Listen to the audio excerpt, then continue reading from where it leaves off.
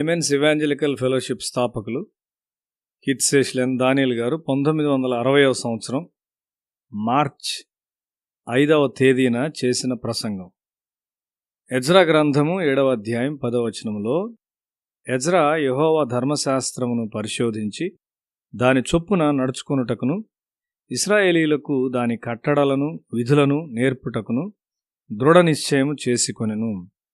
తన ప్రజలకు ఏదైనా చేయుటకు దేవుడు శీఘ్రముగా ఒక మనిషిని పిలిచినప్పుడు, అతడు అయోగ్యుడు మరియు సిద్ధపడని వాడైనప్పుడు అదెంతో విషాదకరంగా ఉంటుంది. దేవుని మందిరము కొరకై తన ప్రజలను సిద్ధపరచు బాధ్యతను మనం వహించుటకు దేవుని పిలుపు ఎప్పుడు వచ్చునో ప్రభువునకు చెందిన మనకు తెలియదు. దేవునికి వ్యతిరేకముగా యూదులు పాపం చేసినప్పుడు వారు బబులోను బానిసత్వంలోనికి పంపబడ్డారు. అయితే మీ కొరకు నేను బబులోనును సిద్ధపరచి ఆ ప్రజలు మీ పట్ల దయ కలిగి ఉండునట్లు చేయుదును అని దేవుడు చెప్పాడు. దేవుని శిక్షలు ఎంతో దయాపూర్వకమైనవి. యూదుల్లో కొంతమంది బబులోనులో పరిపాలకులుగా తయారయ్యారు. దానియేలు మరియు అతని సహచరులు ఆ దేశంలో ఒక గుర్తింపు గలవారుగా అయ్యారు. ఈ యూదా ప్రజలు వారి దేశమునకు తిరిగి వెళ్ళి వారి మందిరమును నిర్మించుటలో సహాయపడుటకు కోరేషు ఇష్టము కలిగి ఉన్నాడు. ఒక గొప్ప శక్తి సహాయము లేకుండా దానియేలు వంటి ఒక మనిషి తయారు చేయబడలేడు. ఆ ప్రజల యొక్క భక్తియే ఆ శక్తి. ఒక దేశం యొక్క భక్తి అనేది ఆ దేశంలో అనేకమైన వాటిని సాధించడానికి ప్రముఖ పాత్ర వహిస్తుంది. మన ప్రధానమంత్రికి దేవునిలో విశ్వాసము లేకుండుట ఒక గొప్ప వింతగా ఉన్నది. మన రాష్ట్రపతి విగ్రహములను ఆరాధిస్తూ ఉన్నాడు. ఇది మన జాతినంతటినీ ప్రభావితం చేస్తుంది. ఏదో ఒక దినాన దేవుడు నిన్ను తన పని కొరకు పిలుచును. కాబట్టి నీవు సిద్ధపడి ఉండాలి. యెరూషలేమునకు తిరిగి వచ్చి యూదులను సిద్ధపరచుటకు ఎజ్రా తనను తాను ప్రత్యేకంగా సిద్ధపరచుకున్నాడు.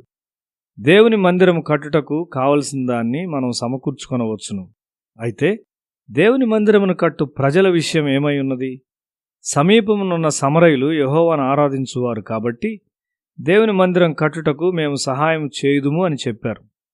లేదు, ఈ విషయంలో మీరు చేయవలసింది ఏమీ లేదు అని ఎజ్రా చెప్పాడు. అక్కడ దేవుని మందిరమును కట్టు పని మాత్రమే కాదుగాని దేవునికి విధేయత చూపు నూతనపరచు పని కూడా ఉన్నది. సమరయులు ఒక విధమైన మిశ్రిత జనం. అనేక మంది ఇతర జాతీయులు సమరయులోనికి వచ్చి స్థిరపడి ఉన్నారు. సమరయులు విగ్రహారాధికులతో వివాహ సంబంధములు కలిగి ఉన్నారు. లేదు, దేవుని మందిరమును మేమే కడతాము అని ఎజ్రా చెప్పాడు. దేవుడు ఈ సహవాసమునకు నిర్మాణకుడై ఉన్నాడు. మనం ఎట్లు కట్టుచున్నామో జాగ్రత్త కలిగి ఉందము. దేవునితో మనం సరిగా ఉన్నామా? మన హృదయాల్లో విగ్రహాలున్నాయా? ఈ పనికి ఒక పరిశుద్ధ జీవితమును నీవు కలుపుచున్నావా? పరిశుద్ధత మరియు సంపూర్ణ నమ్మకత్వంతో ప్రారంభించని ఒక రకమైన క్రైస్తవ్యము గల ప్రజలున్నారు.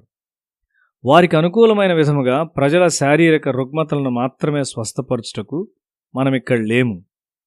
మా ఐక్య ప్రార్థనా సమయాలకు మేము మిమ్మల్ని ఆహ్వానిస్తాము గాని మీ హృదయాలు దేవునితో సరిగా ఉండునట్లు తప్పక మీరు చూసుకోవాలి. దేవుని ఆజ్ఞలకు మరియు కట్టడలకు విధేయుడై వాటిని ఇశ్రాయేలీయులకు బోధించుటకు ఎజ్రా తన హృదయాన్ని సిద్ధపరచుకున్నాడు.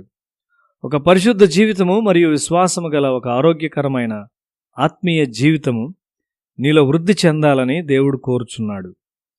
ఎజ్రా నెహెమ్యాలు అయోగ్యులైన ప్రజలను పారద్రోలి విగ్రహారాధికులతో వివాహ సంబంధం గల వారి నుండి ప్రజలను ప్రత్యేకపరిచారు. వారు కృతనిశ్చయతో దాన్ని చేశారు. మందిరం కట్టబడిన తరువాత నెహెమ్యా ప్రజల ఆత్మీయ జీవితాన్ని కట్టాడు.